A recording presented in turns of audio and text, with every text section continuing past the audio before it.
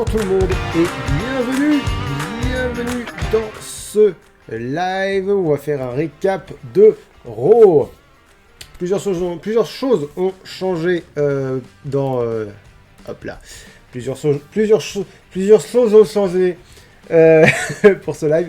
D'une part, j'ai changé un peu les paramètres de son. N'hésitez pas à me dire si ça sature. Normalement, ça sature pas. Normalement, on est bien. J'ai fait plusieurs tests avant et normalement, c'est audible.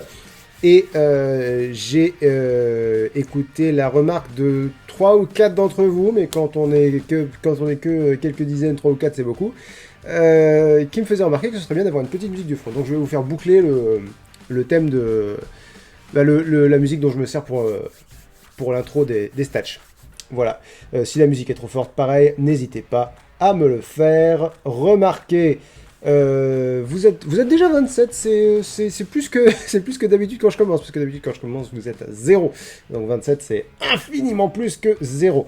Nouvelle fonctionnalité également, donc ça va être un petit peu long pour ceux qui regardent les replays sur YouTube, puisque je les upload désormais sur YouTube, ça va être un petit peu laborieux, désolé. J'ai rajouté une fonctionnalité sur le chat. Si vous voulez que je lise votre message, c'est écrit en dessous, si vous voulez que je lise votre message à la fin du récap de Raw, tout ce que vous avez à faire, c'est cliquer sur la petite icône de point de chaîne que j'ai appelé les cloches, parce que ding ding ding, la cloche de ring.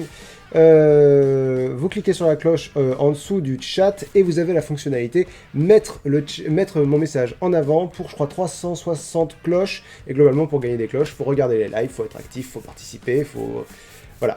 Donc plus vous interagissez, plus vous pouvez interagir. Et je trouve ça chouette. Je trouve que c'est une bonne solution. On va voir comment on s'en sort. Je demanderai au modo de faire une macro de l'utilisation de ces clochettes. Parlons à présent de Raw, puisqu'on est un tout petit peu là pour ça. On avait réussi à passer entre les gouttes de pisse jusque-là. J'avais réussi à ne vous parler que de shows moyens au pire. Ça y est, vous allez enfin pouvoir voir le sel dans toute son étendue salée. Voilà, je suis un marais salant, Lynx the marais salant. Voilà, ça va être fantastique. Ça va être fantastique. Mais le show a bien commencé. Alors tout d'abord, le show a commencé avec... aujourd'hui, c'est l'anniversaire de Martin Luther King, de Dr Martin Luther King. Où était-ce l'anniversaire de son discours? Où était-ce l'anniversaire de sa mort? Je ne sais pas. En tout cas, il y a eu une promo où on nous a replacé Dr Martin Luther King, qui sait sa vie, son œuvre, quoi, au tout début. C'est jamais revenu après. D'habitude, ils font revenir un peu les trucs, voilà, ce genre d'événements, il y a des échos dans le show, mais là, ça n'a pas été le cas. Bon, écoutez, c'est toujours bien. C'est toujours bien. Ce serait bien que ce soit un petit peu exploité derrière, mais... Hop là. Ensuite, on a eu... Alors ça, je sens que ça va diviser. On me fait remarquer que c'est le Martin Luther King Day. Autant pour moi, j'ignorais. Alors après ça, on a eu une promo qui a forcément divisé les opinions. Randy Orton a fait une promo avec un masque de luchador, mais le masque globalement servait à masquer ses brûlures de la semaine dernière, puisque vous savez, la semaine dernière, il s'est pris une attaque lance-flamme dans la tête et ça a été très efficace. Super efficace, pardon, le jargon. Et donc là, il a fait une promo très... J'ai beaucoup aimé cette promo. Je vais commencer par... je comprends qu'il y ait des gens qui n'aient pas aimé, je comprends qu'elle soit un peu... que ça fasse un peu ridicule, quoi, qui se cache avec un masque de luchador pour dire ouais, Alexa Bliss m'a brûlé le visage, voilà, m'a brûlé le visage. Mais qu'est-ce qui m'arrive? Brûler le village. Alexa Bliss m'a brûlé le visage. Voilà ce que je gagne à ne pas l'avoir cramé. Du coup, je me dis, ok, d'accord. Là, il s'en veut de pas avoir tué quelqu'un. C'est sombre. Mais il a un aspect méchant de Batman, là. Il a un aspect... Moi, j'aime bien quand le catch devient un peu trop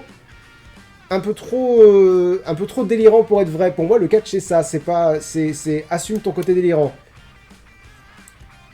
Quand c'est bien fait. Et donc Randy Orton prétend que la seule raison pour laquelle qu'il en veut pas à Alexa Bliss, qu'il en veut à Bray Wyatt, qu'il en veut au Fiend, parce qu'il se doute bien que Alexa Bliss est sous le contrôle du Fiend, et comment dirais-je, il prétend que la seule raison pour laquelle Alexa Bliss a fait ça, c'est parce qu'elle veut l'empêcher de gagner le Rumble, mais rien ne l'empêchera de gagner le Rumble. Même démembré, il ira dans le Rumble et le gagnera. Enfin voilà, et j'aime beaucoup le fait que le personnage de Randy Orton évolue.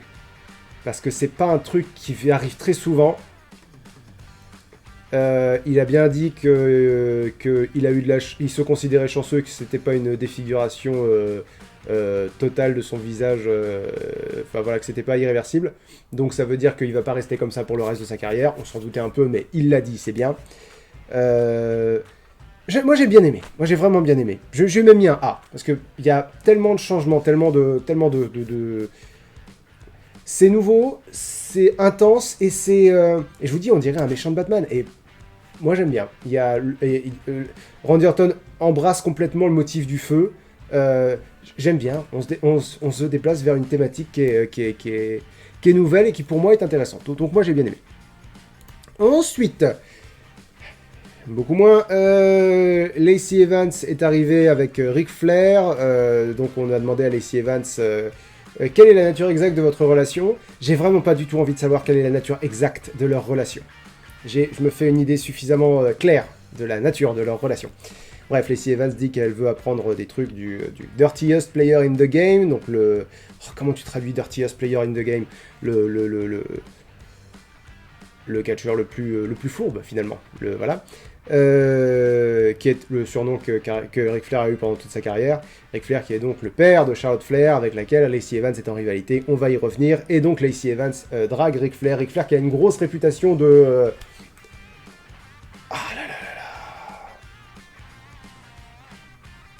C'est difficile de ne pas manquer de respect à qui que ce soit en essayant de formuler ça. Ric Flair joue le rôle de papy pervers et c'est une image qui lui colle plutôt bien.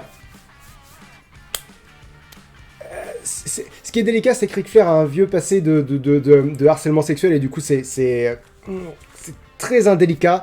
C'est compliqué. Tout est très compliqué là-dedans. Je suis pas... J'aime bien le fait que Lacey Evans se serve de sa féminité de façon totalement assumée pour essayer de non seulement déstabiliser son adversaire en ralliant son père de son côté, et en plus se serve de ça pour enrichir son catch. C'est ce que j'aime bien dans cette histoire. Tout le reste, un petit peu moins. Beaucoup moins. Ensuite, Charlotte Flair a eu un match contre Peyton Royce, la partenaire par équipe de Lacey Evans depuis vraiment pas longtemps. Au milieu alors le match était pas bon. Elle donnait l'impression de se battre sous l'eau. Tout était un peu lent, un peu téléphoné, un peu comme si deux personnes qui veulent essayer de faire du catch et qui s'en sortiraient très bien et qui ne sont pas du tout catcheurs feraient, c'est-à-dire hop là. Alors que dans le catch, ce qui est vraiment très impressionnant, c'est que justement ils sont très rapides, ils rebondissent très rapidement, quoi. Enfin voilà, le match était vraiment pas terrible. Et au milieu du match, on a eu la musique de Ric Flair. Je ne supporte pas ça quand il faut intervenir quelqu'un et qu'il mette sa musique pendant son intervention. Donc il y a Ric Flair qui est intervenu avec sa musique et qui a fait entrer Lacey Evans. Et Lacey Evans portait une robe de Ric Flair. Dit comme ça fait bizarre pour les gens qui connaissent pas. Ric Flair arrive avec un peignoir très extravagant. Et donc là, voilà, il a fait entrer Lacey Evans avec son peignoir. Et comment ça s'est terminé ce match, je sais même plus. Peyton Royce n'a même pas gagné suite à cette distraction. Ah non, ah oui, non, Charlotte a gagné, bah, évidemment Charlotte a gagné. Charlotte a gagné en faisant sa prise de soumission, le figure 8 leg lock sur Peyton Royce. Et après qu'elle a gagné, elle a continué d'appliquer sa prise, ce qui est une manœuvre de heel, ce qui est une manœuvre de méchant, c'est-à-dire t'as déjà gagné, t'as prouvé que t'étais la meilleure, et tu continues de punir ton adversaire, c'est quelque chose que les méchants font Charlotte Flair n'est pas une bonne babyface. Ça ne fonctionne pas. Ça ne fonctionne pas. À chaque fois qu'elle devient babyface, j'ai envie d'y croire. Je me dis, ok, bon, elle veut se libérer du nom de famille de son père. Elle a des valeurs à défendre. Pourquoi pas, si vous voulez. Le truc, c'est que Charlotte Flair fonctionne vraiment mieux en heel. Parce qu'elle est présentée comme invulnérable. Si elle est invulnérable, c'est pas très intéressant. Enfin, voilà, si elle a pas de faiblesse, c'est pas très intéressant de se rallier à elle. C'est plus intéressant de se rallier à la personne qui est en face et qui peut essayer de la battre. Bon. J'ai mis un D à ce match. Il me semble que c'est pas volé. Excusez-moi, on va passer au tableau. Vous pouvez dire bonjour au tableau. Il y a des gens qui le font en vrai. Je trouve ça très mignon. Donc, j'ai mis un D à Charlotte Flair ici. Contre Peyton Royce avec l'assist de Lacey Evans ici et Ric Flair ici. Le tableau est un petit peu en gros, excusez-moi. Pouf. Voilà, je m'assure que ce soit lisible pour vous. Ok. Ensuite, excusez-moi, je suis perdu. Voilà. J'ai pas pensé à vérifier les paramètres audio du tableau. Bon. Personne ne réagit, donc c'est que ça doit aller. Ensuite,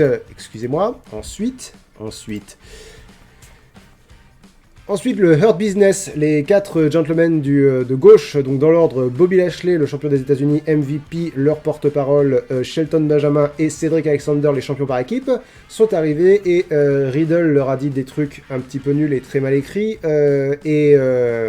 Bobby Lashley a fait mine de... Enfin non, tout le Hurt Business s'est un peu énervé. Bobby Lashley a dit attendez, je vais gérer. Il est allé voir Bobby Lashley et dit, parce que Riddle faisait des réflexions sur la façon dont ils sont habillés, et Riddle porte toujours des claquettes. Il n'y a pas de 36 façons de le dire. Bobby Lashley lui dit ouais, d'ailleurs j'aime bien tes claquettes, par contre tu devrais faire gaffe parce que c'est un peu mauvais pour tes pieds. Et Riddle fait non, bah non, c'est pas... Et Bobby Lashley écrase le pied de Riddle.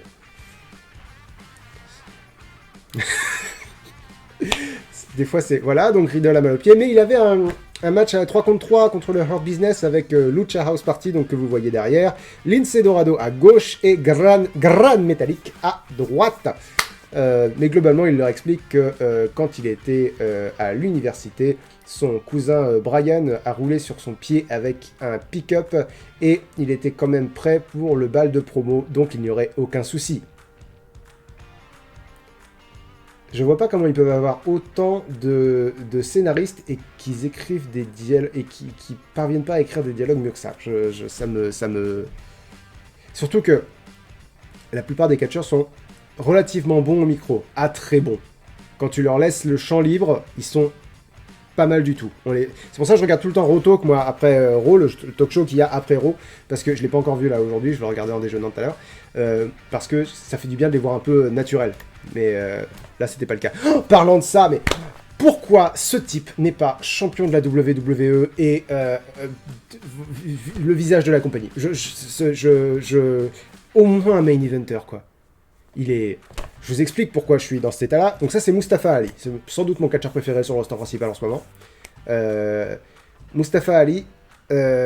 Alors, en ce moment, Rétribution a décidé... Donc Rétribution, c'est la faction dont Mustafa Ali est le leader.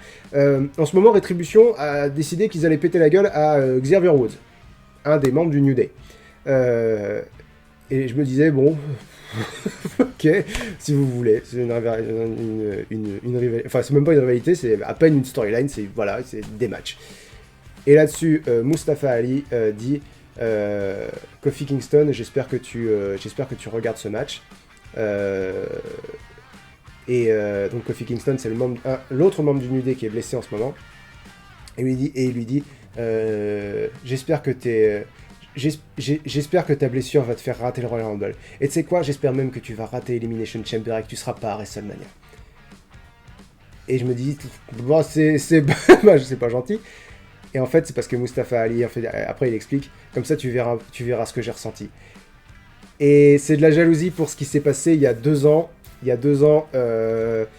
Mustafa Ali devait participer à un gauntlet match pour déterminer le nouvel aspirant numéro 1 au titre de Daniel Bryan. Il a été blessé par Randy Orton et il n'a pas fait ce gauntlet match-là. Il a été remplacé par un des membres du New Day. Ils ont annoncé sur le soir même que le membre du New Day en question, ça a été Kofi Kingston. Kofi Kingston a duré 1 heure dans le gauntlet match et tout le public était à fond derrière Kofi Kingston, ce qui fait que Kofi a eu un push jusqu'à WrestleMania où il est devenu champion de la WWE. C'est-à-dire que Kofi Kingston a été à Elimination Chamber, il a presque vaincu Daniel Bryan à Elimination Chamber. Il a donc le PPV qu'on aura en février. Il a gagné un autre gauntlet match pour devenir aspirant numéro 1 au titre de... Non, il a presque gagné un gauntlet match, mais Vince McMahon est arrivé pour lui dire « Ah, en fait, dans ce gauntlet match-là, il y a aussi Daniel Bryan. » Bref, toute l'histoire de Kofi Kingston est arrivée suite à la blessure de Mustafa Ali. Kofi Kingston ne devait pas participer. Ça a été un de mes meilleurs moments récents, de mes meilleurs souvenirs récents de WrestleMania. Et il est arrivé suite à la blessure de Mustafa Ali. Et Mustafa Ali crève de jalousie à cause de ça. J'avais pas du tout vu j'avais pas du tout vu l'acte rétribution contre le New Day sous cet angle-là. Je pense que l'idée vient de Mustafa Ali parce que les scénaristes de la WWE pensent pas avec 2 ans d'avance. Ce type est génial. Ce type est génial. Et en plus, son catch est formidable. Enfin, voilà, je comprends pas. Je ne comprends pas. Il y a des choses que je comprends et des choses que je comprends pas. On a eu le match Xavier Woods donc contre Mace de Rétribution. Mace a gagné de façon relativement décisive. Et c'est tout ce que j'ai à dire à propos de ça. Combien j'ai mis à ce match-là? C'est plus. Ouais, c'est plus. Ouais. on est sur. Au moins, Rétribution fait quelque chose. Le match a été, comment dirais-je, amélioré du fait de la promo de Mustafa Ali. Donc, c'est sans doute pour ça que j'ai mis un plus. Je dis sans doute parce que généralement, je mets la note et puis après, j'arrête d'y réfléchir parce que je suis occupé à penser à prendre mes vignettes, à penser à remplir le tableau, toute la partie du tableau que vous ne voyez pas. Enfin, que vous voyez pas tout le temps. Slapjack, et voilà. Donc, j'ai même pas fait gaffe à si tous les autres étaient là. Mais bon, on va dire qu'ils étaient là, et on va dire qu'ils ont les points. Ensuite, nous avons eu... la WWE en a activement rien à foutre de Asuka, partie 1. Quelqu'un demande à l'intervieweuse dont j'ai oublié le nom, Sarah Schreiber, je crois, ou Sarah Schneider, ou je sais plus, fait remarquer, demande à Asuka, oui, vous avez un segment avec Alexa Bliss plus tard, à quoi vous vous attendez? Elle répond, je ne sais pas, et on passe à une vidéo d'Alexa Bliss, de ce qu'Alexa Bliss a fait à Randy Orton la semaine dernière. On revient, et Alexa Bliss dit, et Asuka dit, le côté sombre d'Alexa Bliss. Ils ont mis une vidéo au milieu de son interview. Pour ceux qui ne situent pas, Asuka est l'une des meilleures catcheuses sur le roster principal en ce moment. Vraiment l'une des meilleures. Et j'en reviens pas. Vous voyez, on parlait de l'importance des titres. Asuka a 2 titres en ce moment. Elle est championne d'Euro et elle est la moitié des championnes par équipe. Elle n'a aucune importance. Elle n'est le moteur de rien. Elle n'est protégée en rien. Et on va pas en parler maintenant parce que... mais voilà, juste pour dire... c'est pas parce que t'as le titre que c'est toi la star. En ce moment, la star d'Euro, la star féminine d'Euro, c'est Charlotte. Sans aucun... voilà. La grosse storyline féminine à Raw, c'est la storyline de Charlotte.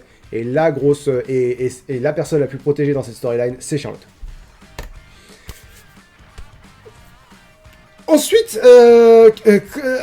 alors, le principe du truc, c'était d'annoncer que ils avaient choisi les lieux des 3 prochains WrestleMania.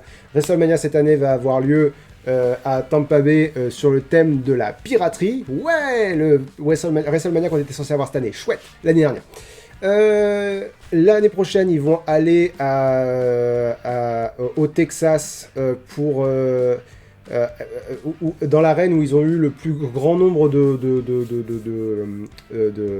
comment dirais-je, attendance, comment dirais ça en français, le plus grand nombre de gens qui étaient là.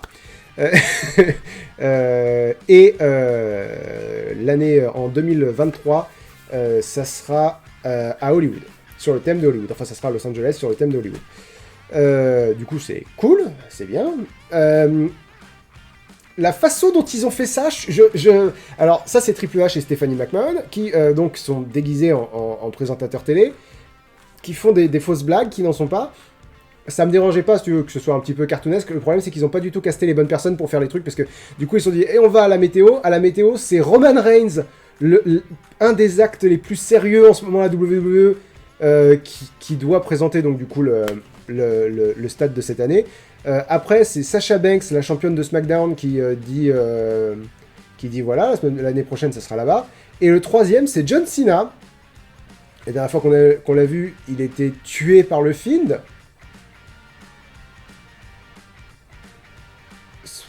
Je dis pas qu'il aurait fallu qu'il reste pas à la WWE, mais ça aurait été bien que la réapparition de John Cena après avoir été désintégré par le Fiend à WrestleMania l'année dernière,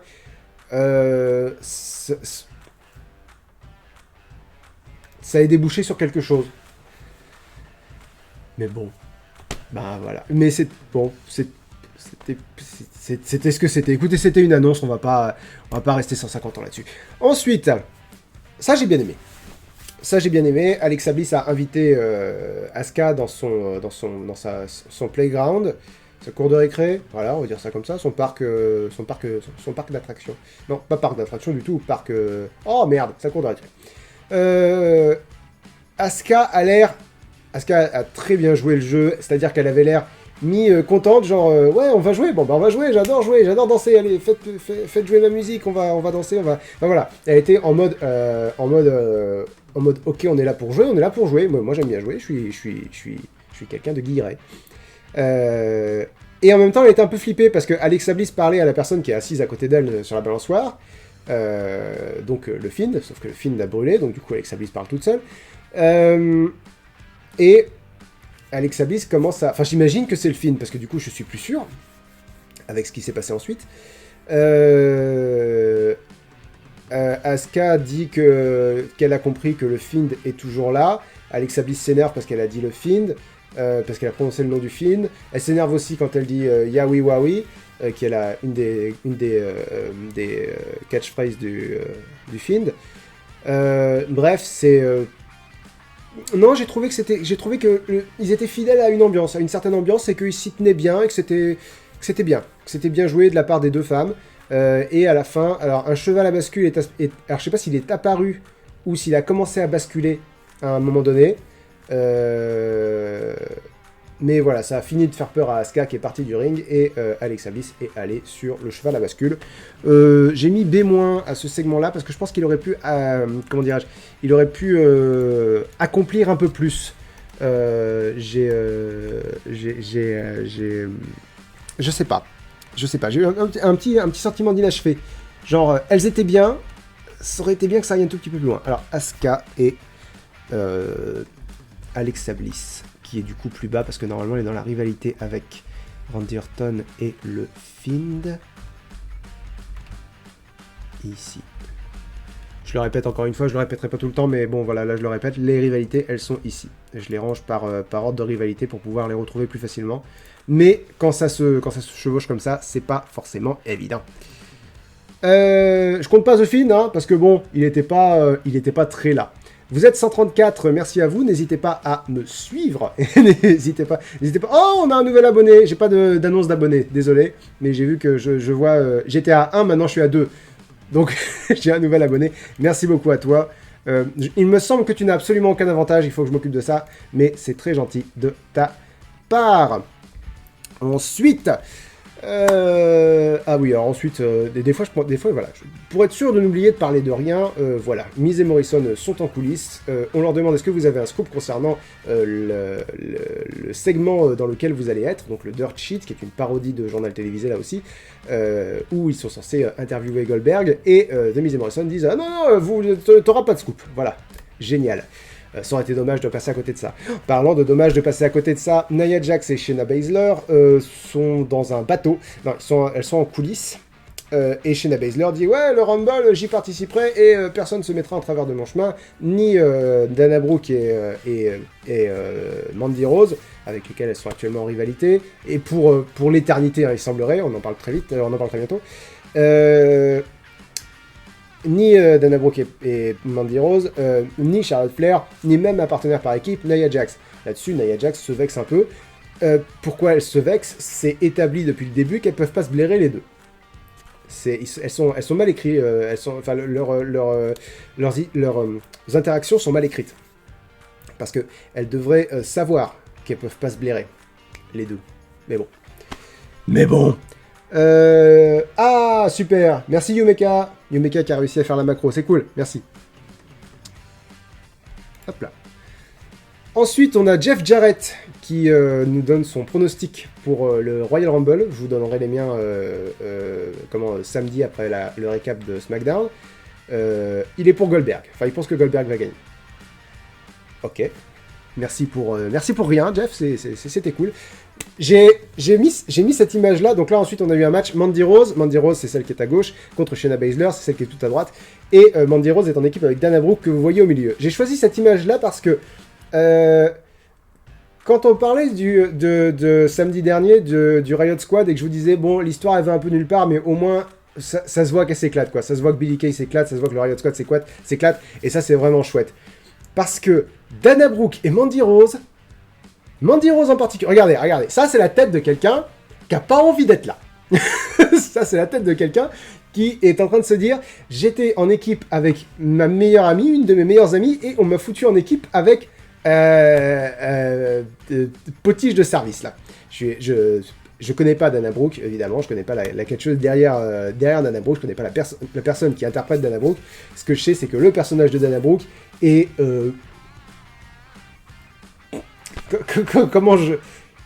et rien, quoi. C'est-à-dire, elle arrive, elle sourit, quoi qu'on lui demande de faire, elle est contente de le faire. Elle est, regardez là, regardez. Ça pourrait être n'importe qui à ses côtés, ça pourrait être Donald Trump à ses côtés, elle serait... Et du coup, Mandy Rose, elle a absolument pas envie d'être là, et ça crève les yeux. Une autre raison pour laquelle je trouve que c'est un petit peu nul, c'est que j'ai l'impression qu'on a eu toutes les combinaisons de ce match 40 fois. C'est-à-dire que quand je vous dis que Nia Jax et Shayna Baszler sont en rivalité avec Dana Brooke et Mandy Rose, je veux surtout dire Nia Jax et Shayna Baszler massacrent Mandy Rose et Dana Brooke de façon régulière toutes les semaines. La seule fois où Dana Brooke a réussi à voler une victoire, c'est parce que Shayna Baszler était en train de l'étrangler, puis elle s'est un peu balancée en arrière, du coup les épaules de Shayna Baszler étaient sur le sol, l'arbitre a compté jusqu'à 3, du coup elle a gagné, mais Shayna Baszler a continué de l'étrangler, donc ça... Putain, quand tu l'expliques, c'est génial. Bref. Shayna Baszler a gagné, on est tous très choqués, sans aucun suspense. Après le match, Dana Brooke a mis un coup de genou, était sur les abords du ring et a sauté des abords du ring sur Nia Jax qui était devant Shayna Baszler. Nia Jax est un peu tombée sur Shayna Baszler. Y a-t-il des dissensions dans l'équipe qui ne s'entend pas? Oui, c'est dans l'énoncé de la question. J'ai mis quoi? J'ai mis C-. Ouais, bon, je suis d'humeur généreuse. J'ai mis C- à ça. Alors, Mandy Rose. Pouf. Elles sont où? Elles sont là. Mandy Rose et Shayna Baszler avec Nia Jax au commentaire, ce qui était rien. Et Dana Brooke ici. Fantastique. Ensuite, on a demandé à Nia Jax et Shayna Baszler s'il y avait des dissensions dans l'équipe. Ce que j'ai bien aimé, c'est qu'elles ont répondu, d'après toi, on s'entend pas depuis le début. Même quand on était championne par équipe, on s'entendait pas. Et Shayna Baszler a l'intelligence de dire d'ailleurs on était championne et puis on va le redevenir. D'ailleurs en ce moment ce serait un bon moment pour devenir championne parce que il y a Charlotte Flair qui a des problèmes avec son père et avec Lacey Evans et il y a Asuka qui a peur d'Alexa Bliss. Donc en fait et Nia Jax fait remarquer ouais en fait oui on devrait complètement faire ça. Et du coup voilà on va sans doute bientôt avoir un match Shayna Baszler et Nia Jax contre Charlotte Flair et Asuka. Je préfère nettement voir Shayna Baszler et Nia Jax avec les ceintures. Au moins, leur unité a une histoire, a quelque chose. Et au moins, Shayna Baszler a une ceinture. Au moins, Shayna Baszler a un titre, pardon. C'est rien, hein, mais ça... Il faut ça, quoi. Elle devrait déjà être championne solo, elle devrait déjà... Pareil, parce que Shayna Baszler, c'est une des... C'est la catcheuse qui a eu le plus long règne avec la ceinture de championne de NXT. Elle devrait être dans la conversation à chaque fois qu'on parle du titre du titre de Raw. Et elle n'y est jamais.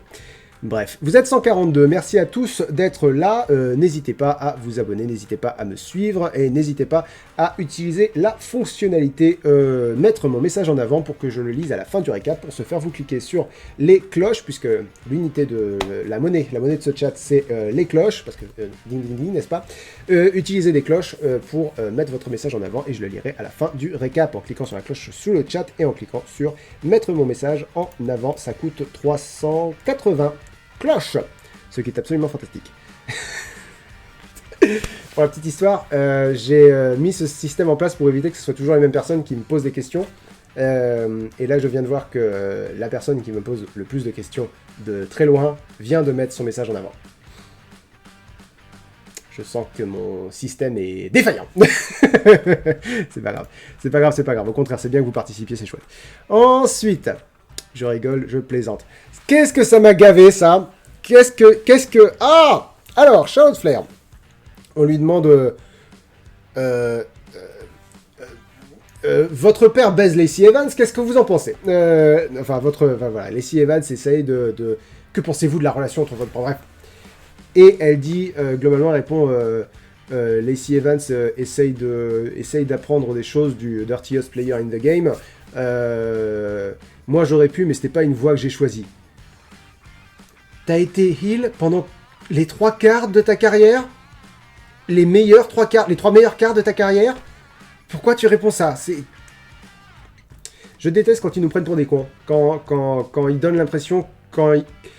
En fait, quand ils retconnent leur histoire de façon honteuse, comme si les fans de catch avaient une mémoire de 3 semaines. J'exagère, 3 semaines. Charlotte Flair, on la connaît, on l'a vue en heel, on l'a vue en face, et la plupart des gens pensent qu'elle fonctionne mieux en heel. Ça m'a gavé, mais ça m'a un tout petit peu gavé, un tout petit peu, faut pas exagérer, mais ça m'a... Voilà, il y a peu de compagnies dans le monde qui t'en veulent de suivre ce qu'il faut, d'être attentif aux détails. La WWE fait partie de ces compagnies. Ensuite, si vous avez aimé ce show, vous êtes sûrement déjà barré parce que ça va être insupportable de m'entendre râler absolument tout le temps. Pas tout le temps, il y a des trucs que j'aime bien. Ça, c'est de la merde. Alors, AJ Styles, je pensais qu'il était en rivalité avec Drew Gulak du fait qu'il a eu un match avec Drew Gulak la semaine dernière. Mais non, en fait, AJ Styles est là pour empêcher les gens d'entrer dans le Rumble. C'est-à-dire que Ricochet arrive et dit j'aimerais bien être dans le Rumble. Voilà, il parle à Adam Pearce. Et Adam Pearce lui dit oui, bah, tu peux rentrer dans le Rumble si tu parviens à battre AJ Styles. Et AJ Styles dit tu n'y arriveras pas. Et là, j'ai eu très peur. J'ai eu très peur parce que je me suis dit putain. Ricochet va pas pouvoir gagner. Ils estiment que Ricochet doit gagner sa place dans le Rumble. Ils estiment que Ricochet est au niveau de Drew Gulak, c'est-à-dire que Ricochet est au niveau jobber de service. Ricochet qui a gagné le Dusty Rhodes Tag Team Classic il y a 2 ans, je crois, avec Aleister Black. Aleister Black qui n'est même plus là. Qui est plus là, si, qui est toujours employé mais qu'on voit jamais, alors qu'il est génial. Ricochet qui a été champion nord-américain, et Ricochet qui est un des plus grands noms de la scène indépendante. Quand Ricochet a signé avec la WWE, j'allais dire les gens étaient super contents. Je me souviens que les gens étaient plus super inquiets que contents, et ils avaient raison. Donc un gars comme Ricochet devrait pas avoir besoin devrait faire comme tous les autres, dire je rentre dans le Royal Rumble. Ok, dans un univers parfait, Ricochet aurait même une chance de gagner le Royal Rumble. Mais bon, là voilà, on lui dit tu dois affronter AJ Styles pour entrer dans le Rumble. Bon.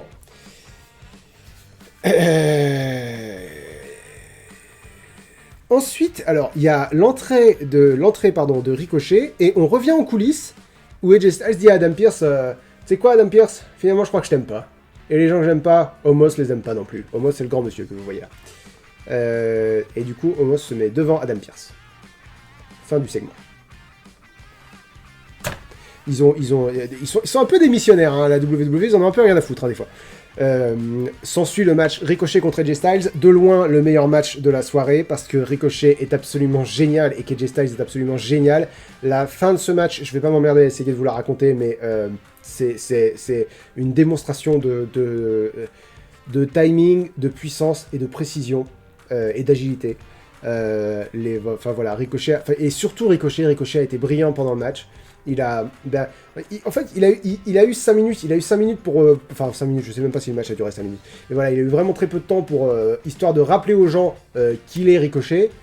Autre chose qui m'a saoulé, au plein milieu du match, Ricochet saute par-dessus la 3ème corde, et c'est Omos qui le rattrape. Et je me dis, bon, je veux bien que ça soit pas une disqualification. Parce que Ricochet a sauté, Omos était là, c'est pas de la faute d'Omos si Ricochet lui saute dessus. Omos l'attrape. Ok, c'est un réflexe, il l'attrape, pas de disqualification, je veux bien. L'arbitre lui demande de laisser tomber Ricochet. Il laisse tomber Ricochet. Ça, c'est une prise, par contre. C'est-à-dire que si tu le déposes délicatement, c'est pas une disqualification. Si tu laisses tomber quelqu'un, tu viens d'intervenir dans le match, c'est une disqualification, Ricochet gagne et il rentre dans le Rumble. Bon, en l'occurrence, pas de disqualification. Un autre spot très, très, très chouette du match, c'est... Ricochet qui contre un Phenomenal Forearm avec un recoil, c'est-à-dire que AJ Styles saute sur la 3ème corde et va pour remettre un coup d'avant-bras, et Ricochet l'attrape pendant qu'il est encore en l'air au niveau de la nuque pour lui mettre son genou dans la face, en sautant en arrière. Ricochet saute en arrière en même temps, enfin bref. C'était très très chouette, et donc évidemment AJ Styles a gagné avec un Styles Clash, parce que Dieu est mort. Ensuite... non, pardon, faut que je note ce match-là, parce que, à force de pas noter certains trucs, parce que je note pas les segments backstage, parce que je les ai déjà notés avant le live, pour éviter de prendre trop de temps sur le tableau. Donc Ricochet contre Styles, j'ai mis B-. Mais oui, parce que le match était très bien, et puis ça fait tellement du bien de voir Ricochet catcher, quoi. Ricochet contre AJ Styles avec la participation au-delà de toute disqualification de Omos. Merci à lui. Ensuite...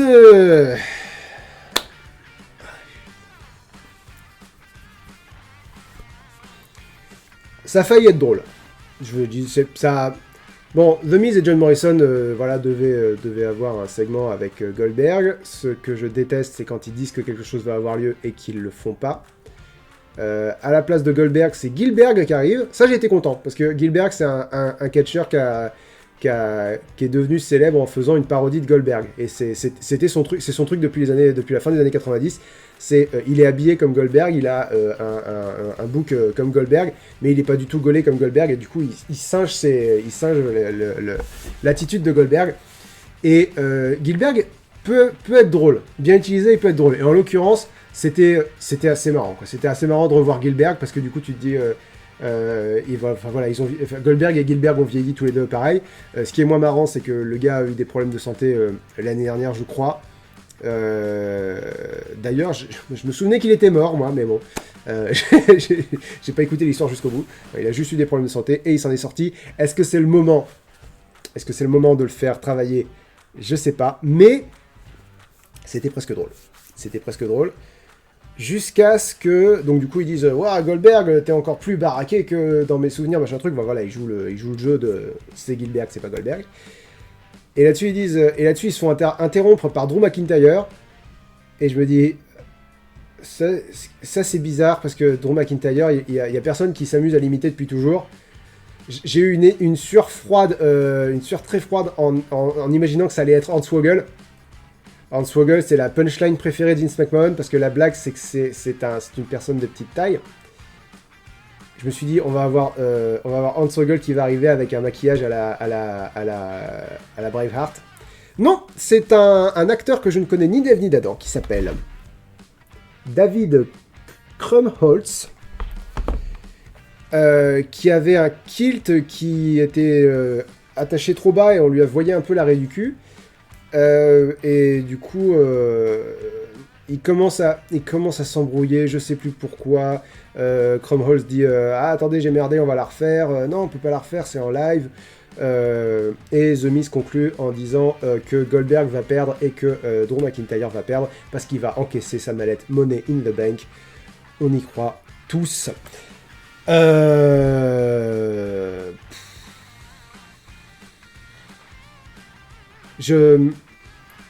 C'était vraiment ça, c'était vraiment presque drôle. C'est-à-dire le segment, j'avais vraiment envie de bien l'aimer. J'ai hésité à lui mettre un B-, mais je crois que je suis descendu à un C-. Ouais, c'est ça, je suis descendu à un C- parce que vraiment... vraiment, c'était juste pas drôle, quoi. C'était juste pas drôle et c'était juste... pardon, faut pas dire juste pas drôle, c'était simplement pas drôle. Et puis c'était un peu embarrassant, quoi, finalement. C'était naze, quoi. Alors, Miz et Morrison. J'ai pas David Krumholtz dans mon tableau. Je ne pense pas l'ajouter. Je suis pas sûr d'avoir Gilbert dans mon tableau. Est-ce que je l'ai? Ça m'étonnerait un peu. Si je l'ai, je l'ajouterai. Si je l'ai pas, pardon, je l'ajouterai. Non, j'ai Hornswoggle, mais j'ai pas Gilbert. Ok. Bon. Voilà. Ensuite, pitié que ce soit meilleur, j'ai un peu oublié. Ah oui, non, ça c'était bien. C'était même très bien. Très bien, c'était bien. Le match est à 6 dont je vous ai parlé plus tôt dans ce recap avec Riddle et Lucha House Party contre le Hurt Business managé par MVP. Alors, tout le match a été construit autour d'une idée. Cédric Alexander, celui qui est le plus à gauche que vous voyez là sur le graphique du Hurt Business. Cédric Alexander, globalement, considère qu'il peut s'émanciper du Hurt Business. Que c'est lui qui gagne les matchs et que les autres doivent s'aligner sur lui. Que c'est pas à lui de s'aligner sur les autres. Il y a un début de dissension, mais c'est pas une dissension, le groupe va se séparer. C'est une dissension, il y en a un qui a un peu une forte tête, quoi. Et tout le match a été organisé autour de Cédric Alexander s'en sort bien. Shelton Benjamin, son partenaire par équipe, se tag lui-même dans le match, donc se fait rentrer lui-même dans le match. Quand Cédric Alexander veut passer le tag à quelqu'un, ni Bobby Lashley ni Shelton Benjamin ne veulent passer le tag. Ce faisant, il continue quand même d'exploser Lince Dorado. Jusqu'au hot tag à Riddle qui commence à faire le ménage et le match s'est terminé quand globalement Bobby Lashley s'est fait entendre, quoi. Bobby Lashley a dit ok, vous arrivez pas à vous mettre d'accord, très bien, je rentre dans le match. C'était Grand Metalik qui était dans le ring à ce moment là. Il a fait un spear à Grand Metalik et il a fait un full Nelson, un Hurt Lock pour la victoire, et ensuite il a engueulé les deux autres genre bon, maintenant, il s'agit de se mettre sur la même longueur d'onde parce que là, c'est pas possible. Donc voilà, dissension au sein du Hurt Business. J'aime bien. Et après le match, Riddle tout court, est venu mettre un petit taquet à Bobby Lashley parce que j'imagine que cette rivalité doit continuer alors que Riddle a perdu de façon totalement décisive la semaine dernière. Ça, c'est tant pis. Mais le match en lui-même était bien. D'ailleurs, je lui ai mis un B parce que j'aime bien cette storyline. Allons-y, B pour Lucha House Party. Party. Ici. Hop. Donc Lince Dorado et Grand Metalik. Il doit pas être bien loin. Il est là. Et Riddle contre Cédric Alexander, Shelton Benjamin, Bobby Lashley avec MVP. Ok. La vie est fantastique. Ensuite, nous avons eu... Ah, ensuite, nous avons eu, on dirait le mème de Spider-Man qui se pointe lui-même. Elias, qui, donc la semaine dernière, souvenez-vous, ce segment d'anthologie, Elias a dit à Jackson Ryker de ne pas intervenir dans son match. Du coup, Ryker n'est pas intervenu, et Elias lui a demandé pourquoi t'es pas intervenu, et Ryker a répondu « Tu m'as dit de pas intervenir ». Donc là, ils étaient en coulisses. Et Elias dit non, mais t'avais pas compris la semaine dernière. Si je te demande de pas intervenir, c'est parce qu'il faut que tu interviennes. D'accord. Voilà. Donc ça, c'est un peu embarrassant. Et ensuite, Ryker dit à Elias d'accord, par contre, dans mon match, faut pas que tu interviennes.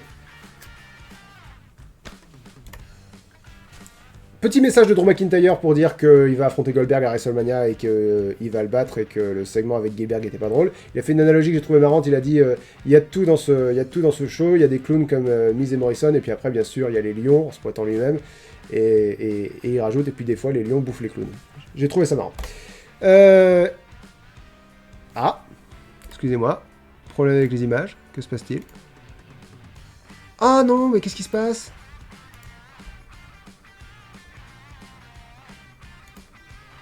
Ah merde, excusez-moi. Attendez. Hop là.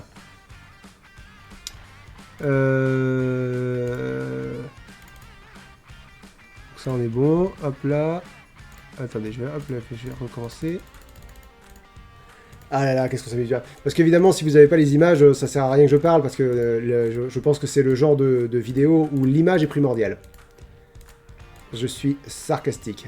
Parce que c'est surtout moi qui parle qui est intéressant, surtout qu'il y a eu 25 segments là dans ce truc-là, dans ce show-là. Si ça marche pas, on fera sans les images. Hop, ça c'était décevant, ça c'était nul, ça c'était bien, ça c'était nul, ça c'était quelque chose. Ok. Donc on a eu le match Ryker contre Hardy.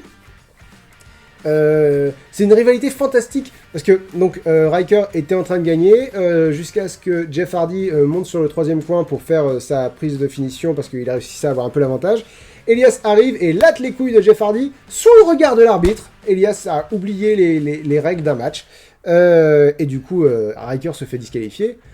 Et ensuite il dit mais je t'avais dit de pas intervenir. Ah, je pensais que tu m'avais dit de pas intervenir en pensant qu'il fallait que j'intervienne. C'est les meilleures rivalités au catch sont les rivalités où même les perdants s'en sortent grandis. Là, on a affaire à une rivalité où tout le monde a l'air d'un con. C'est-à-dire que ni Elias, ni Ryker, ni Jeff Hardy ne gagnent quoi que ce soit des deux segments de cette semaine et de la semaine dernière. On va continuer parce que je sens que je vais avoir beaucoup de choses à dire et j'ai l'impression qu'il y a beaucoup de questions. Donc, de toute façon, on est... Pardon, j'ai oublié de noter le truc. Hardy contre Ryker avec Elias, c'est un D parce que le match était nul, tout le monde passe pour un con, ça ne sert à rien pour qui que ce soit. Jeff Hardy 8, Elias, non pas Elias, Jackson Ryker 8 et Elias en tant que manager 8 également. Fantastique. Et enfin,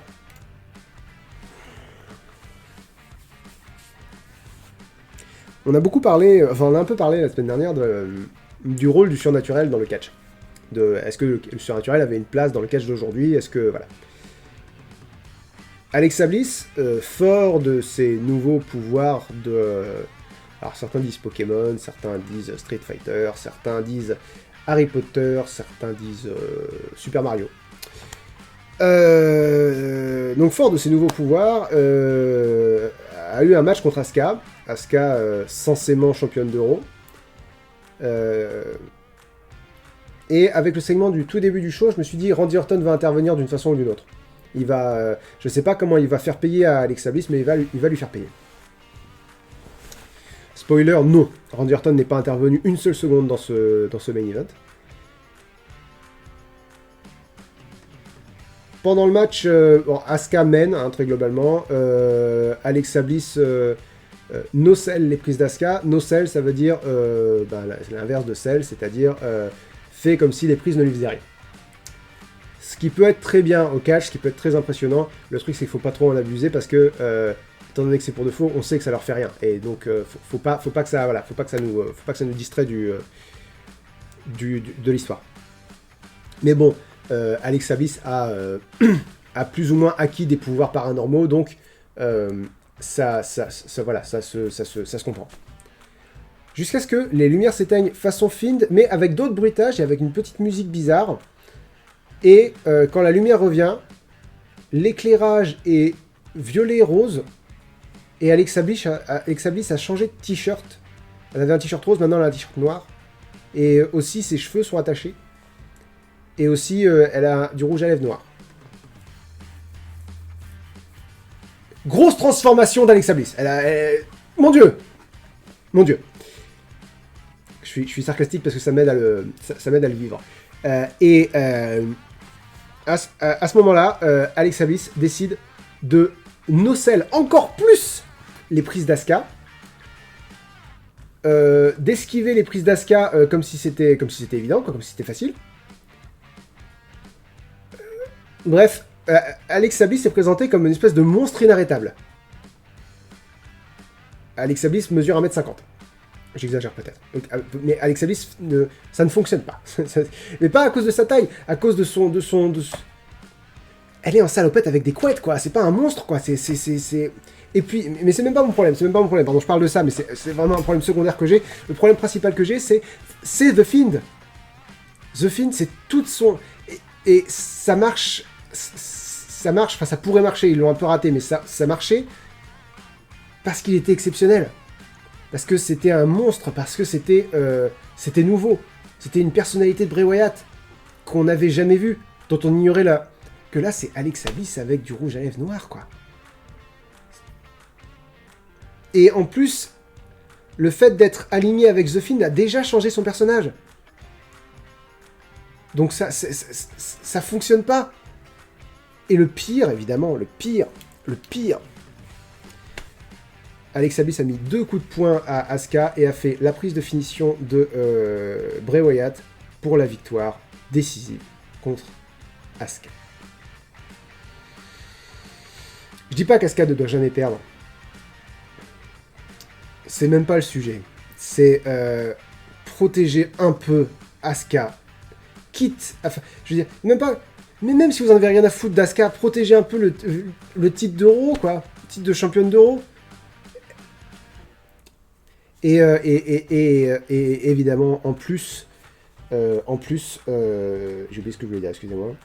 Oui, si, juste avant le Sister Abigail, donc la prise de finition de Bray Wyatt, juste avant ça, Asuka a une espèce de regain d'énergie où elle a été très agressive dans ses prises, elle a mis énormément d'énergie, et j'ai entreaperçu l'Asuka de NXT, la championne, enfin voilà, Asuka invaincue, quoi.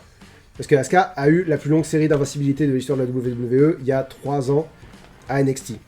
Et qui s'est poursuivi sur le roster principal.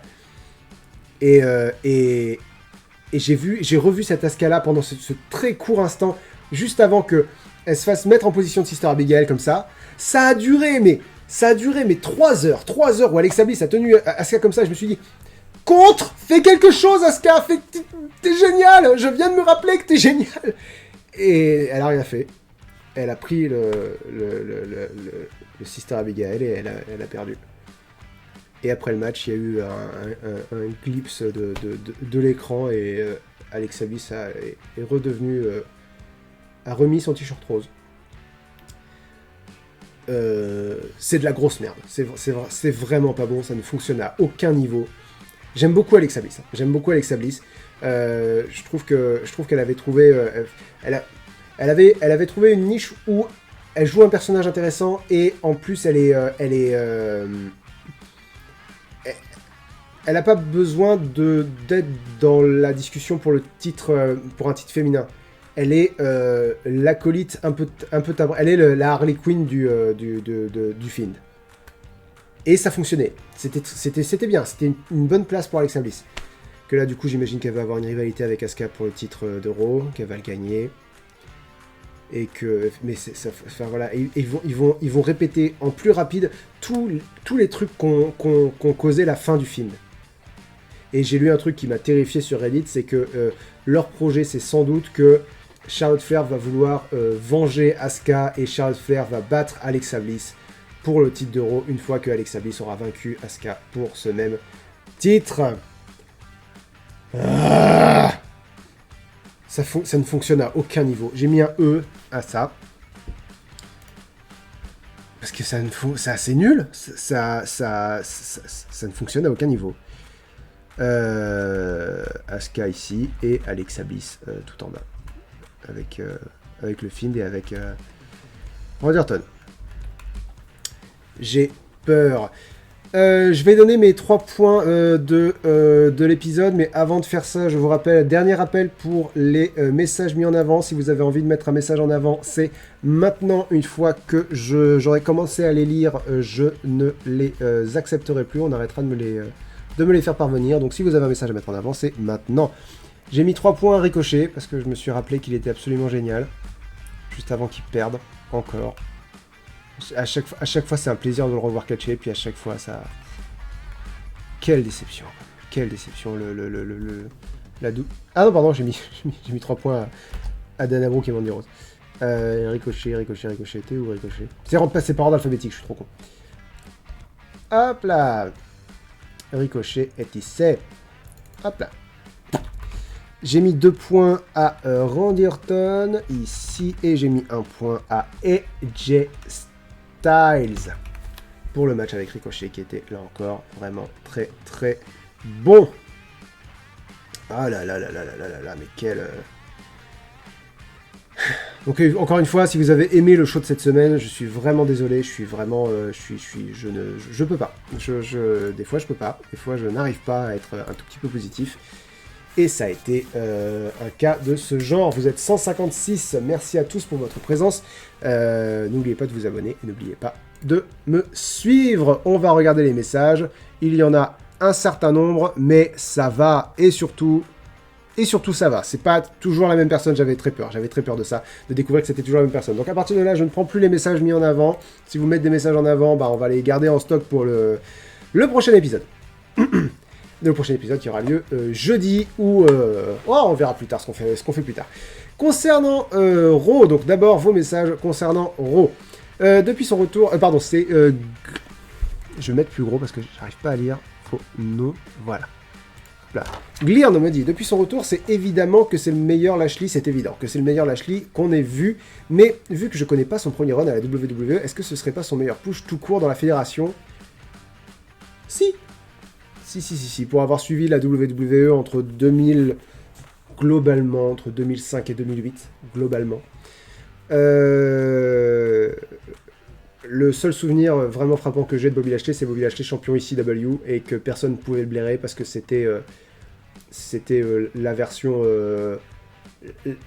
qui marche encore moins bien de John Cena. C'est-à-dire John Cena, mais sans le talent au micro. Donc juste le produit de la WWE, tout le monde le déteste. Donc je pense que c'est son meilleur run... de l'histoire de la WWE, en ce qui concerne Lashley. Le Chapelier 55 me dit, The Fiend est peut-être en train de posséder Alexa Bliss, genre c'est le Fiend en fait qui combat.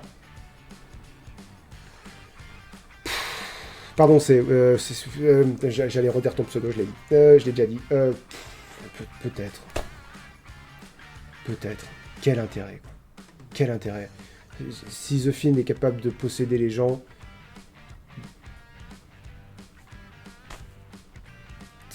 Pourquoi je sais même pas par où commencer. Non, c'est pas intéressant, quoi. C'est juste pas intéressant. Je trouve.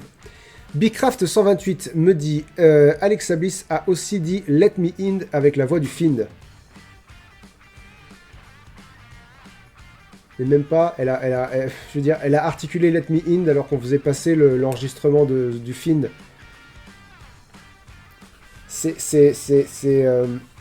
On peut pas jouer le jeu. On peut pas jouer le jeu quand c'est aussi évident. C'est pour ça que je dis, elle s'est transformée, elle a mis un t-shirt noir et elle a mis du rouge à lèvres noir. C'est parce que il y a tellement rien, quoi. Ça m'a vite fait évoquer, en moins catastrophique, mais ça m'a vite fait évoquer la première apparition de Matt Hardy, la deuxième apparition de Matt Hardy à AEW, où il s'est téléporté. Et tu t'es dit, et je me suis dit, putain la vache, mais ça c'est un projet de primaire, quoi. C'est-à-dire, sa définition de se téléporter, c'était de faire un cut et il était à un autre endroit. Et je me suis dit, putain, c'est hyper embarrassant. Mais ça, c'est pas aussi embarrassant, mais c'est pas loin. C'est genre, il n'y a pas suffisamment d'efforts de mise en scène pour qu'on soit... je veux dire, si elle avait fait toute une promo avec la voix de Bray Wyatt, comme si c'était Bray Wyatt qui parlait, là je me serais dit, ok, c'est un peu cool. Là, c'est Bray Wyatt qui parle à travers elle. Que là, je me dis, c'est cheap. C'est cheap et ça... C'est cheap et j'ai pas très envie d'en parler dans le Statch ensuite. Ensuite, je me suis surtout dit ça. J'ai oublié de changer le nom du Statch. Je savais. Je savais que j'avais oublié de faire un truc. Bon, tant pis. Je passe à vos messages concernant le catch en général. Woken Shadow Gear me dit Matt Riddle. Non, il s'appelle juste Riddle maintenant. Une véritable perle à l'époque de l'Indie, donc à l'époque du circuit indépendant, est encore booké comme une blague alors qu'il peut lâcher des 5 étoiles faciles. 5 étoiles, ça fait référence à la notation d'un journaliste qui s'appelle Dave Metzler, qui est très influent dans le monde du catch. On va dire ça. Son avis fait référence et globalement, plein de gens disent c'est juste l'avis de Dave Metzler. Oui, parce que l'avis de Dave Metzler est particulièrement éclairé, mais ça reste toujours que son avis. Mais son avis fait référence. Alors voici ma question. Selon toi, ce syndrome est-il un reste de la colère que Vince et tous les officiels de la WWE ressentent envers les fédérations autres que la WWE? Non. Non, parce qu'on en a plein, des catcheurs qui peuvent avoir des 5 étoiles et qui en ont eu, et qui sont bookés avec le trou du cul. Genre Ricochet, genre Drew Gulak, genre Akira Tozawa, genre Mustafa Ali. Et encore, Mustafa Ali s'en sort bien. Non, je pense que faut pas plonger aussi loin.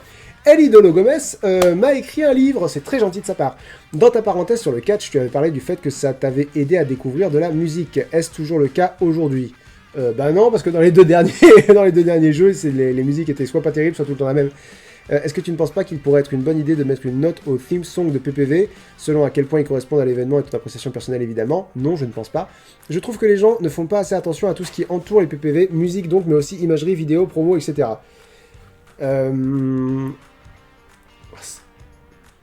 C'est important de là mettre une note à la musique qui accompagne un PPV. Je pense que c'est trop... Je pense que c'est trop spécifique, quoi. C'est important, mais c'est pas primordial, quoi. Quand c'est mal fait, ça se remarque, mais l'important, c'est que ce soit bien fait et que ça se remarque pas. Je pense. Pablo DBST me demande pourquoi le Riot Squad n'est toujours pas championne par équipe avec 4 victoires par équipe en moins de 2 mois. Tu me demandes ça à moi? Pourquoi Rétribution, ils sont pas encore champions? Ils sont invaincus en 2021, les Rétributions. Pourquoi Riot Squad n'est pas toujours championne en équipe tout court? C'est une des rares vraies équipes féminines qu'elles ont, une unité qui fonctionne mieux à 2 qu'à 1+1. C'est-à-dire que Riot Squad aurait dû être championne avant Asuka et Flair, avant Asuka et Charlotte Flair, avant Jax et Baszler. Mais pourquoi ils ont fait séparer les Iconics? C'est des questions. Me demande pas pourquoi. C'est aberrant, je suis d'accord. Ali de Gomez me demande. Depuis que les titres féminins de Raw et SmackDown ont été intégrés en 2016, quel a pour toi été le règne le plus prestigieux? Perso, j'adore parce qu'Ali de Gomez, il me pose une question puis après il donne son avis. Perso, je dirais que ça se joue entre le deuxième règne de championne de SmackDown de Bayley, celui de 2019-2020, le deuxième règne de championne de SmackDown de Lynch 2018 et le règne de championne de Raw de cette dernière. Quoi? Depuis que le titre féminin de Raw et SmackDown ont été intégrés en 2016, quel a pour toi été le règne le plus prestigieux? D'accord, ok, parce que j'étais parti sur le championnat par équipe. Parce que j'ai repris le catch en 2017, donc pour moi il y a toujours eu un titre féminin de Raw et de SmackDown. Le règne le plus prestigieux... Et t'hésites entre quoi et quoi du coup? Ouais,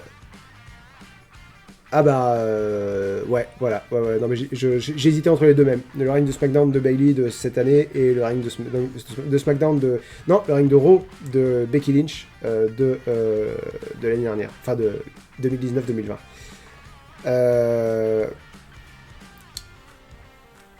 Je vais plutôt partir sur Bayley parce qu'elle l'a eu pendant très longtemps. Elle a été double championne dedans. Elle a fait un heel turn dedans qui s'est très bien passé. Je vais partir sur le titre de Bayley de 2019-2020.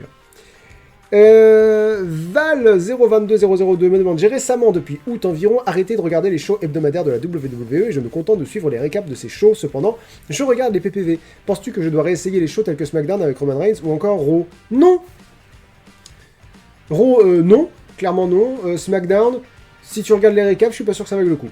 À ta place, je les regarderai pas. Tu me diras, moi je les regarde.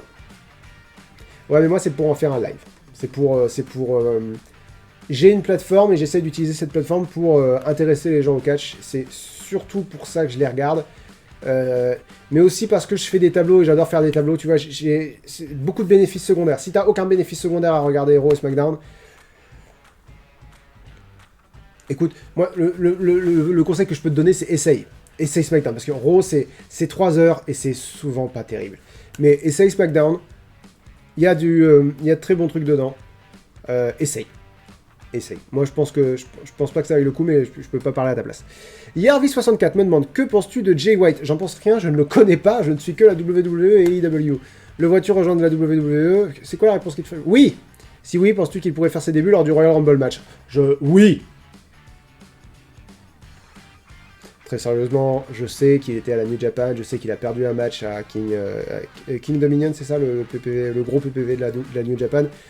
Et qu'il a dit qu'il se barrait, pour moi il a dit qu'il se barrait un petit peu trop fort pour que ça soit pris au sérieux, donc pour moi il est encore à la New Japan.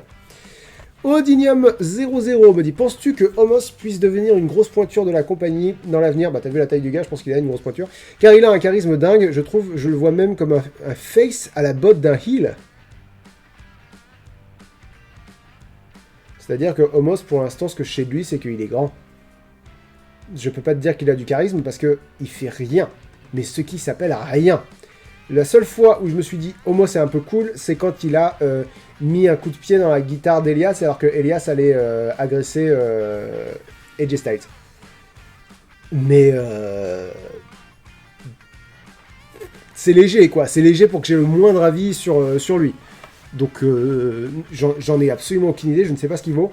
Ce que je sais c'est que pour l'instant tu pourrais mettre une plante en pot à sa place, mais une grosse plante en pot, ce serait à peu près pareil.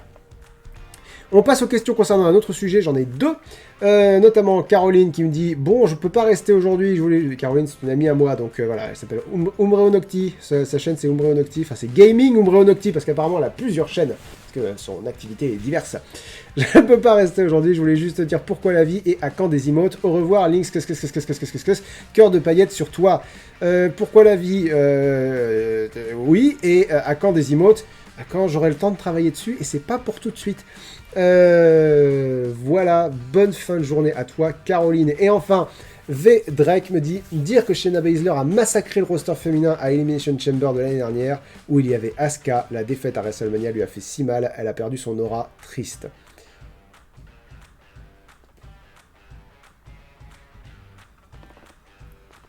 Je dirais non.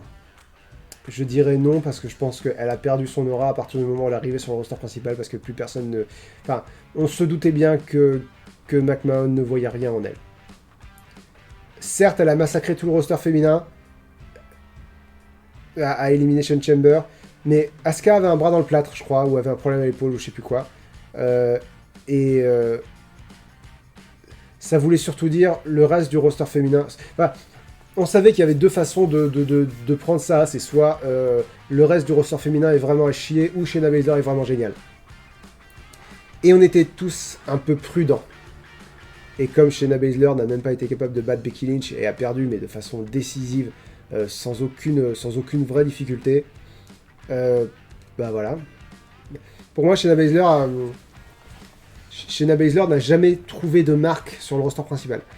Mais écoute, c'est pas triste parce que Shayna Baszler, au moins, elle fait quelque chose. Pense à Naomi, pense à Aleister Black. Le gars était un des meilleurs champions de la NXT. Et ils s'en servent pas du tout. Le gars, il est actif, il est là, il est même pas blessé, il est en coulisses. Il attend qu'on lui dise on a besoin de toi pour quelque chose. Et il fait rien. Tu vois, quand je pense à Aleister Black, je me dis Shayna Baszler, elle s'en sort bien. Merci à tous d'avoir regardé. Vous êtes 167, ce qui est vraiment très très chouette. C'est Wrestle Kingdom, le PPV de New Japan. Merci à tous d'avoir suivi ce live. Il sera disponible en replay sur Twitch et sur Linksoft. Je vais perdre des abonnés, mais j'ai passé le cap d'en avoir quelque chose à foutre, je pense. C'est-à-dire, si les gens veulent se barrer, ils se barrent. On se donne rendez-vous jeudi pour le récap de NXT et de AEW. Il va y avoir du lourd, mais j'ai complètement oublié ce qu'il va y avoir. Je devrais préparer ça à l'avance. Mais globalement, ça va être une très grosse carte, et notamment Tommaso Ciampa contre Timothy Thatcher qui va être brutal et qui va être très très bien, je pense. Il y a le début, ça y est, ça me revient. Il va y avoir la suite du Dusty Rhodes Tag Team Classic masculin. Il va y avoir le début du Dusty Rhodes Tag Team Classic féminin avec Casey Catanzaro et Kaden Carter contre Mercedes Martinez et Toni Storm. Et j'ai vraiment hâte de voir ce match. Va y avoir plein de bonnes choses. Et à AEW, il va y avoir... J'ai oublié. J'ai oublié, mais bon, ça va être excellent aussi. Pour ceux qui ne savent pas, globalement, le jeudi, je fais le récap des 2 meilleurs shows de la semaine régulièrement. C'est systématiquement presque eux les meilleurs shows de la semaine. Donc voilà, on se voit jeudi midi. Soyez présents. Merci à tous pour votre participation. Et passez une très bonne fin de journée. Bon appétit si vous allez manger. Et je referme la parenthèse. Non, c'est pas ça que je dis à la fin de... vous savez quoi, salut. Allez, au revoir.